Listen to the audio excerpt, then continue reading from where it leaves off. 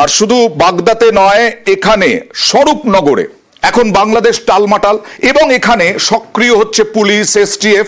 তাই যারা অবৈধভাবে বাংলাদেশ থেকে এখানে এসে থেকে যাচ্ছিলেন তারা এবার পালানোর চেষ্টা করছেন।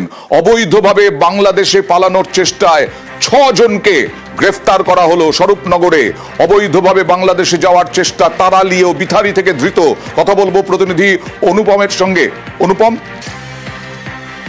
দেখো আমরা এই যে স্বরূপনগরের যে বিথারি এবং তারালি সীমান্ত এলাকা দিয়ে গতকাল গভীর রাতে 6 জন বাংলাদেশি নাগরিককে গ্রেপ্তার করে, আটক করে বিএসএফ এবং তারপরে তাদেরকে জিজ্ঞাসাবাদ করে স্বরূপনগর থানায় পুলিশের হাতে তুলে দেয় এবং পুলিশ তাদেরকে জিজ্ঞাসাবাদ করে এরা কতদিন ধরে ছিল ভারতে, এরকম কিছু জানা যাচ্ছে এদেশে, এ রাজ্যে?